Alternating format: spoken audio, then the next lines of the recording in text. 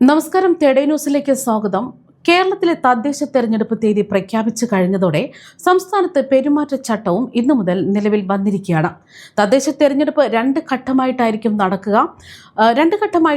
പോളിംഗും നടക്കുന്നത്. അതായത് ഡിസംബർ 9-ന് തിരുവനന്തപുരം, കൊല്ലം, പത്തനംതിട്ട, ആലപ്പുഴ, കോട്ടയം, ഇടുക്കി ജില്ലകളിൽ പോളിംഗ് ആകും. മറ്റ് ജില്ലകളിൽ ഡിസംബർ 11-നായിരിക്കും നടക്കുക. തിരുവനന്തപുരം, കൊല്ലം, പത്തനംതിട്ട, ആലപ്പുഴ, കോട്ടയം, ഇടുക്കി ജില്ലകളിൽ പോളിംഗ് മറ്റ് ജില്ലകളിൽ ഡിസംബർ 11-നാകും. വോട്ടെണ്ണൽ ഡിസംബർ 13-നാണ്. നാമനിർദ്ദേശക പത്രിക സമർപ്പിക്കാൻ അവസാന തീയതി 2025 നവംബർ 20-ആണ്. അതായത് ഇത്തവണ 1199 തദ്ദേശ സ്ഥാപനങ്ങളിലാണ് തിരഞ്ഞെടുപ്പ് നടക്കുന്നത്. മട്ടന്നൂർ ഒഴികെയുള്ള തദ്ദേശ സ്ഥാപനങ്ങളിലേക്കാണ് മത്സരം നടക്കുക. രാവിലെ 7 മണി മുതൽ വൈകിട്ട് 6 മണി വരെയായിരിക്കും പോളിംഗ് സമയം. അതേസമയം തദ്ദേശ സ്വയംഭരണ സ്ഥാപനങ്ങളിലേക്കുള്ള തിരഞ്ഞെടുപ്പ് തീയതികൾ സംസ്ഥാന തെരഞ്ഞെടുപ്പ് കമ്മീഷൻ പ്രഖ്യാപിച്ചതോടെ സംസ്ഥാനത്ത് മാതൃകാ പെരുമാറ്റച്ചട്ടമടക്കം നിലവിൽ വന്നിരിക്കുകയാണ്.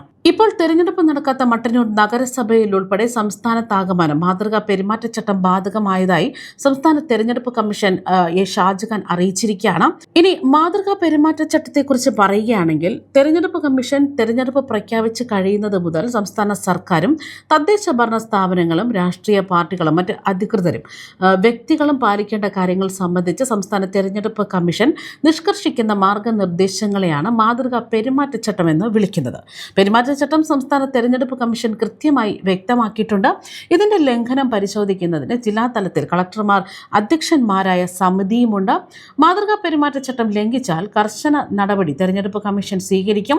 ഇനി തെരഞ്ഞെടുപ്പ് കമ്മീഷൻ നിശ്ചയിച്ചിട്ടുള്ള മാതൃകാ പെരുമാറ്റച്ചട്ടം ഇവയാണ്: മതം, വംശം, ജാതി, സമുദായം, ഭാഷാപരമായ സംഘർഷങ്ങൾ ഉളവാക്കുന്നതോ നിലവിലുള്ള ഭിന്നതകൾക്ക് ആക്കം കൂട്ടുന്നതോ പരസ്പര വിദ്വേഷം ജനിപ്പിക്കുന്നതോ ആയ പ്രവർത്തനങ്ങൾ രാഷ്ട്രീയ പാർട്ടികളോ സ്ഥാനാർത്ഥികളോ ഏർപ്പെടാൻ പാടില്ല.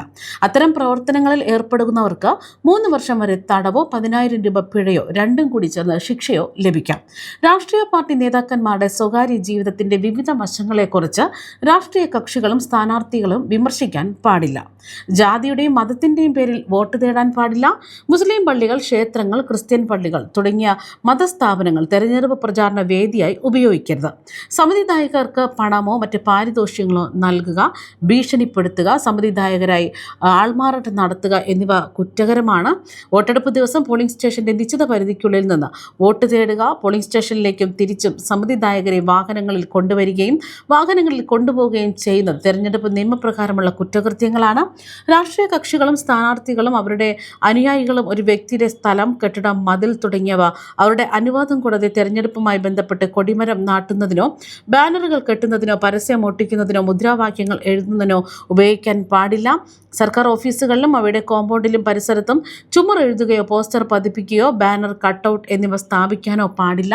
തെരഞ്ഞെടുപ്പ് നടത്തിപ്പിനും പ്രചാരണത്തിനും ഹരിത പെരുമാറ്റച്ചട്ടം അനുസരിച്ച് പരിസ്ഥിതി സൗഹൃദ വസ്തുക്കളും പുനർചംക്രമണം ചെയ്യുന്ന വസ്തുക്കളും മാത്രമേ ഉപയോഗിക്കാൻ പാടുള്ളൂ. വിദ്യാഭ്യാസ സ്ഥാപനങ്ങളുടെ മൈതാനങ്ങൾ തെരഞ്ഞെടുപ്പ് പ്രചാരണങ്ങൾക്കോ റാലികൾക്കോ ഉപയോഗിക്കാൻ പാടില്ല.